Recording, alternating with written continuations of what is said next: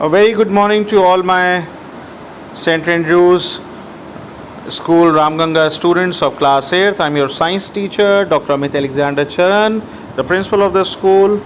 So this is the second part of chapter number 5 of class 8th science.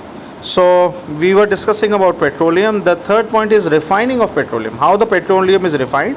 It is actually refined in a refinery, but उसका process क्या है? The petroleum is heated, the crude oil is heated at very high temperature, almost 4000 degrees centigrade, and as the vapors, कोई भी तेल को आप गर्म करोगे तो vapors उड़ेंगे, तो these vapors they evaporate and they condense, जम जाते हैं at various levels, अलग अलग टेम्परेचर पे जाकर ये जम जाते हैं, इकट्ठे हो जाते हैं, and these vapors they condense according to their density at various levels at various temperatures, which are further known as petrol, diesel, lubricating oil, petroleum gas, paraffin wax.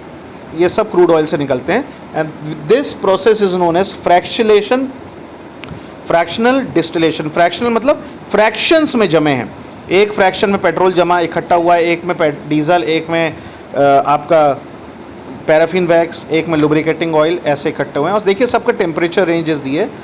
LPG below 40 degree इकट्ठा होता है, petroleum ether below 40 degree centigrade, gasoline which is also known as liquid fuel 40 to 100 degree centigrade पर इकट्ठा होता है, kerosene 170 to 250 degrees पे इकट्ठा होता है, diesel 250 to 350 degree centigrades, lubricating oil 400 degree centigrade, paraffin, pitch, tar and petroleum coke 400 degree centigrade पर these oil are extracted. So जिसका ज़्यादा बॉइलिंग पॉइंट हायर होगा वो ऊपर जाकर इकट्ठा होगा, जिसका कम होगा वो पहले ही कंडेंस होकर एक जगह इकट्ठा हो जाएगा in the petroleum refinery. The second one is natural gas. Natural gas is found with petroleum in reservoirs under the ground, and it is mainly made up of methane, CH4, methane gas कहते हैं इसे, and it is very important fuel because it is easily to transport through pipes, and it is stored under high pressure which is known as CNG, compressed natural gas. आपने देखा होगा CNG के petrol pumps हैं, सुभाष नगर में एक है, satellite पे एक है, which is used nowadays used in the vehicles like autos, cars and others.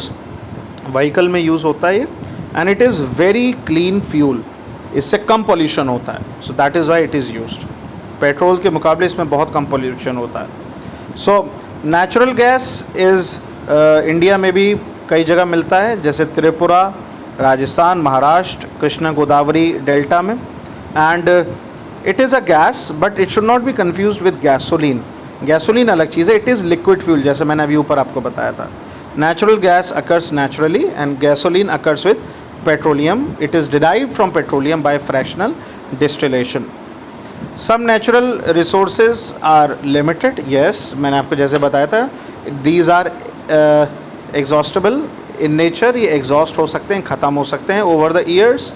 So but the very important disadvantage of using these fossil fuels is that they produce air pollution. आपका petrol, diesel, इन सब से जलाने से क्या होता है? Air pollution होता है, ग्लोबल वार्मिंग होती है, temperature rises.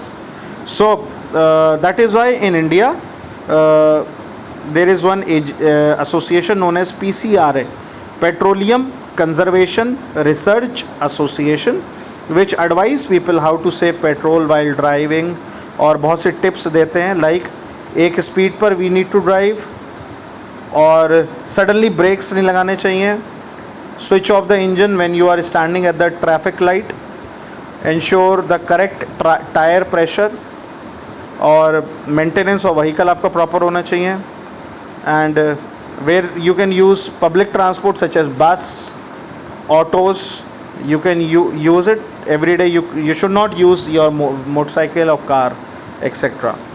So these are the some fill in the blanks, take the correct answer and true and false, which I have already done. So आप इसको देख लीजिएगा. These D section, answer the following questions. These are 8 questions.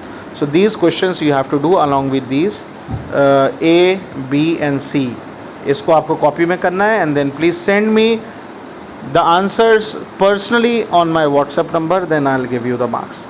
Thank you and have a very nice day, students. God bless you.